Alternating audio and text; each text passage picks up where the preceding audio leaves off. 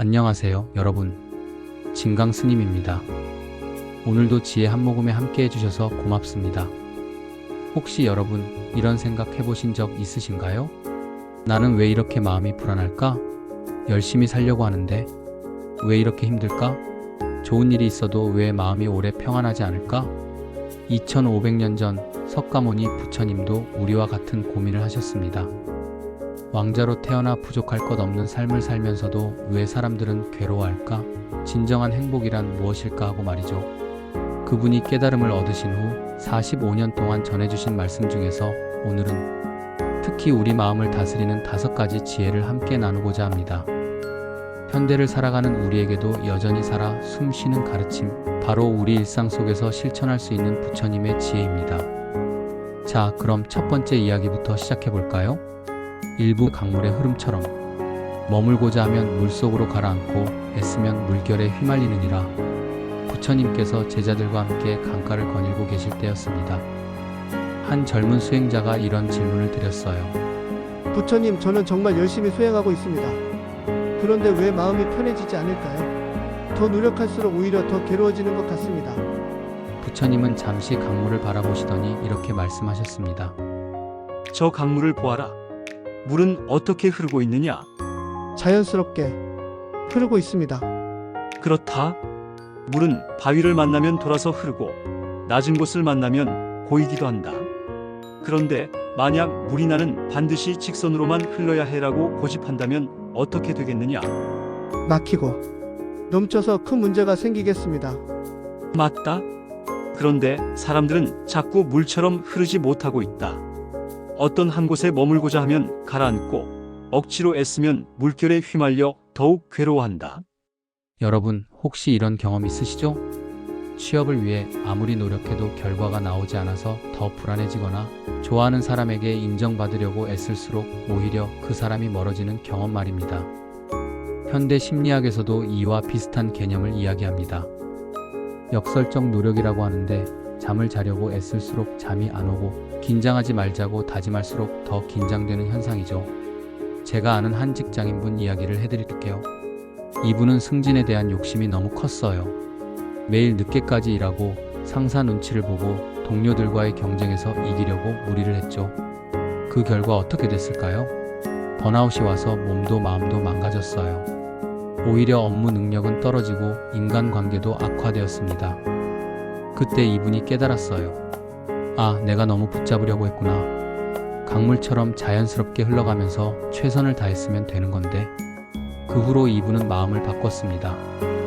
승진은 자연스러운 결과로 따라오는 것이고 자신은 그냥 오늘 하루 맡은 일에 최선을 다하자고 생각했어요. 신기하게도 마음이 편해지니까 일의 능률도 오르고 동료들과의 관계도 좋아졌습니다. 그리고 1년 후 자연스럽게 승진도 하게 되었어요. 이것이 바로 부처님이 말씀하신 강물의 지혜입니다. 우리가 인생에서 붙잡고 있는 것들을 한번 점검해 보세요. 혹시 그 붙잡음 때문에 오히려 더 고통스럽지는 않은지 말입니다. 사랑하는 사람, 돈, 명예, 건강, 이 모든 것들은 소중합니다. 하지만 너무 꽉 붙잡으려 하면 모래처럼 손가락 사이로 빠져나가 버려요. 강물이 바위를 만나면 돌아서 흐르듯이 우리도 인생의 장애물을 만날 때 정면 돌파만이 답이 아님을 기억해야 합니다. 때로는 한 발 물러서는 것이, 때로는 다른 길을 찾는 것이 더 현명한 선택일 수 있어요. 여러분, 지금 여러분이 꽉 붙잡고 있는 것이 있다면 한번 손을 살짝 풀어보세요. 놓아준다고 해서 포기하는 게 아니에요. 강물처럼 자연스럽게 흘러가면서도 목적지를 향해 나아가는 것입니다. 2부 현재에 머무르기. 지나간 일을 슬퍼하지 않고 오지 않은 일을 애태우지 않으며 현재의 삶을 지켜나가라. 부처님의 시자였던 아난다 존자가 어느 날 깊은 고민에 빠져 있었습니다. 며칠 전 실수로 중요한 법회 준비를 제대로 하지 못해서 많은 사람들이 불편을 겪었거든요. 부처님, 제가 그때 조금만 더 신경 썼더라면 제 실수 때문에 많은 분들이 고생하셨습니다. 어떻게 하면 이 죄책감에서 벗어날 수 있을까요? 부처님은 아난다의 어깨에 손을 올리시며 말씀하셨습니다. 아난다야, 지금 햇살은 언제를 비추고 있느냐? 지금 현재를 비추고 있습니다. 그렇다. 햇살은 어제를 비추지도 내일을 비추지도 않는다. 오직 지금 이 순간만을 비춘다. 그런데 너는 왜 어제의 그림자 속에서 살려고 하느냐? 하지만 부처님, 제 실수로 인해 실수는 이미 일어난 일이다. 그 실수에서 교훈을 얻는 것은 지혜이지만 그 실수에 계속 매달려 있는 것은 어리석음이다. 지나간 일을 슬퍼하지 않고 오지 않은 일을 애태우지 않으며 현재의 삶을 지켜나가는 것이 진정한 수행이다. 이 말씀, 현대를 살아가는 우리에게도 너무나 필요한 지혜가 아닐까요? 우리는 얼마나 많은 시간을 과거와 미래에서 살고 있습니까? 아침에 일어나자마자 어제 그때 다르게 말했더라면 하고 후회하거나 내일 회의에서 뭐라고 할까? 하고 불안해하죠. 심리학 연구에 따르면 우울증의 70%가 과거에 대한 후회와 관련이 있고 불안증의 80%가 미래에 대한 걱정과 관련이 있다고 합니다. 제가 상담했던 한 대학생 이야기를 해드릴게요. 이 학생은 수능을 망쳤다는 생각에 1년 내내 괴로워했어요. 재수를 하면서도 그때 조금만 더 열심히 했더라면 이라는 생각에 사로잡혀서 현재 공부에 집중할 수가 없었어요. 그러다가 성적은 더 떨어지고 그러면 또 내년에도 실패하면 어떻게 하지? 라는 미래 걱정까지 더해져서 완전히 무기력해졌습니다. 그때 제가 이 학생에게 이렇게 말해줬어요. 과거는 이미 흘러간 물과 같아요. 아무리 후회해도 되돌릴 수 없어요. 미래는 아직 내리지 않은 비와 같아서 걱정해봐야 소용없어요. 하지만 지금 이 순간 당신이 만질 수 있는 건 지금 펼쳐진 책, 지금 풀고 있는 문제예요. 이 학생이 마음을 바꾸고 오늘 하루에만 집중하기 시작했어요. 아침에 일어나면 오늘 몇 페이지 볼까? 점심시간에는, 오후에는 어떤 과목을 할까? 이렇게 현재에만 집중했죠.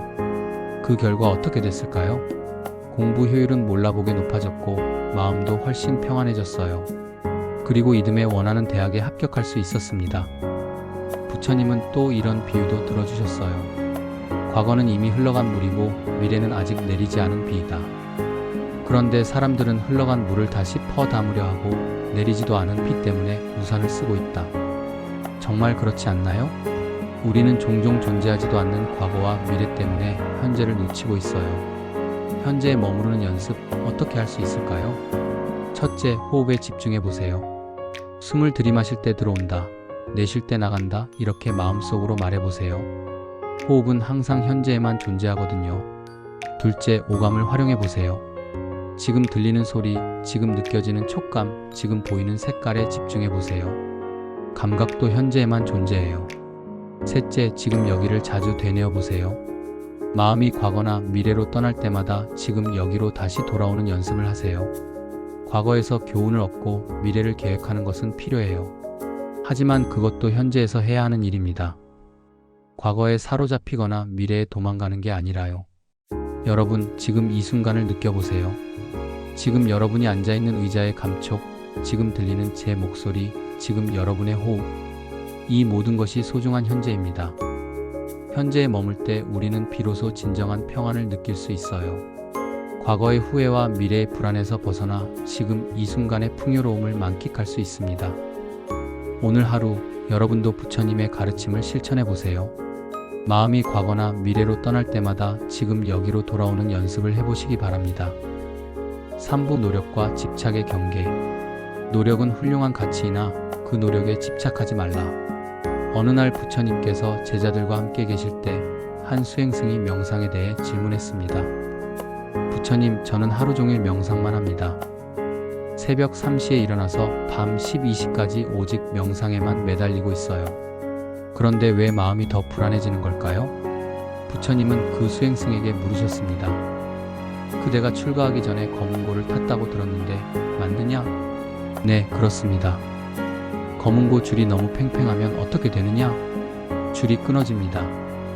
그렇다면 너무 느슨하면? 소리가 제대로 나지 않습니다. 그렇다. 가장 아름다운 소리는 줄이 적당할 때 나온다. 수행도 마찬가지이다.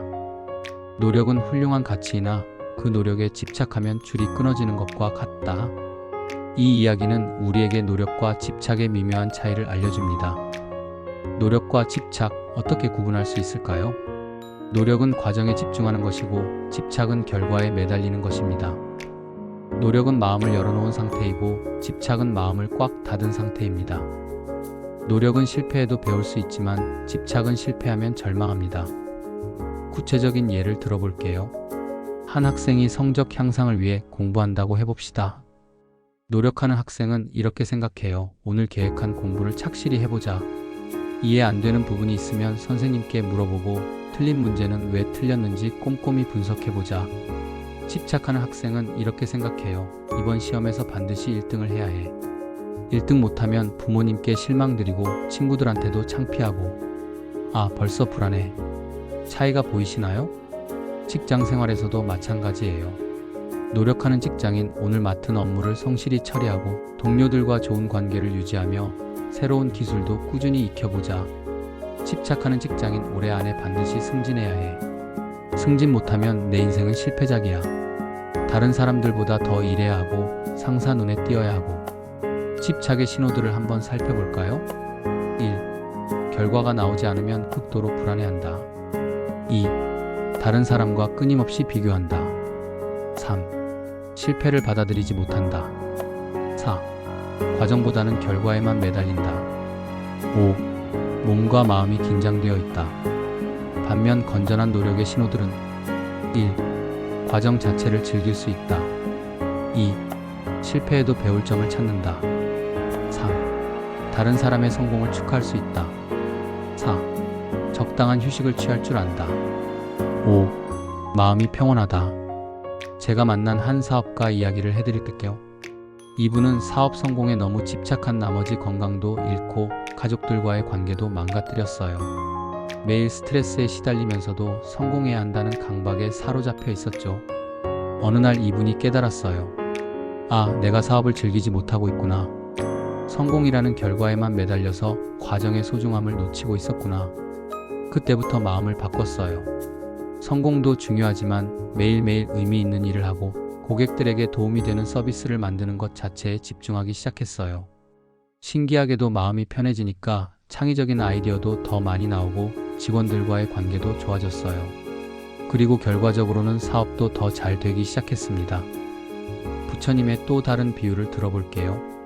꽃은 억지로 피우지 않아도 때가 되면 자연스럽게 향기를 낸다. 하지만 사람들은 꽃봉오리를 억지로 벌려놓으려 한다. 우리의 노력도 꽃이 피는 것과 같아야 해요. 씨를 뿌리고 물을 주고 햇빛을 쬐어주는 건 노력은 필요하지만 꽃봉오리를 억지로 벌리려고 집착하면 꽃이 상해버려요. 여러분, 지금 여러분이 하고 있는 노력을 점검해보세요. 그것이 꽃에게 물을 주는 건전한 노력인지 아니면 꽃봉오리를 억지로 벌리려는 집착인지 말입니다. 집착을 놓는 연습을 해보세요. 목표는 이때 그 목표의 인생의 가치를 모두 걸지는 마세요. 최선을 다하되 결과는 자연스럽게 받아들이세요. 그럴 때 오히려 더 좋은 결과가 따라올 거예요. 사부 모든 것은 변한다. 이 또한 지나가리라. 옛날 어느 나라에 현명한 왕이 살고 있었습니다. 이 왕은 어느 날 신하들에게 이런 명령을 내렸어요. 기쁠 때도 슬플 때도 내 마음을 평정하게 해줄 수 있는 문구를 반지에 새겨라. 그 문구는 짧아야 하지만 깊은 지혜가 담겨 있어야 한다. 신하들이 며칠 동안 고민하다가 한 현자를 찾아갔습니다. 그 현자가 제안한 문구가 바로 이 또한 지나가리라였어요. 왕은 그 반지를 끼고 다녔습니다.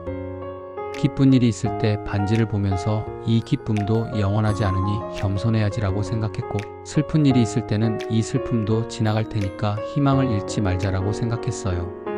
이것이 바로 부처님이 말씀하신 무상의 지혜입니다. 모든 것은 변한다는 진리죠. 무상이라는 말을 들으면 좀 허무하게 느껴질 수도 있어요. 그럼 우리가 하는 모든 것이 의미 없다는 말인가? 하고요. 하지만 그게 아니에요.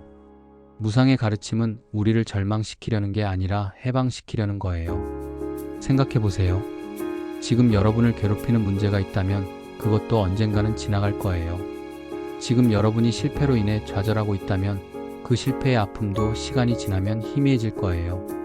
지금 여러분이 외롭고 힘들다면 그 외로움도 영원하지 않을 거예요. 코로나19를 겪으면서 우리 모두 무상의 진리를 체험했어요. 2020년 초만 해도 마스크 없이 친구들과 자유롭게 만나고 여행 다니고 콘서트도 보고 그랬잖아요. 그런데 갑자기 팬데믹이 터지면서 모든 것이 바뀌었어요. 처음에는 언제 끝날까? 불안해했지만 결국 3년이 지나면서 서서히 일상을 되찾았어요. 그렇게 끝날 것 같지 않던 팬데믹도 지나갔어요. 제가 상담했던 한 분의 이야기를 해드릴게요. 이분은 큰 사업 실패를 겪고 나서 완전히 절망에 빠져 있었어요. 내 인생은 이제 끝났다. 회복할 방법이 없다고 말하면서 극단적인 생각까지 하고 있었죠. 그때 제가 이분에게 이 또한 지나가리라는 말씀을 전해드렸어요.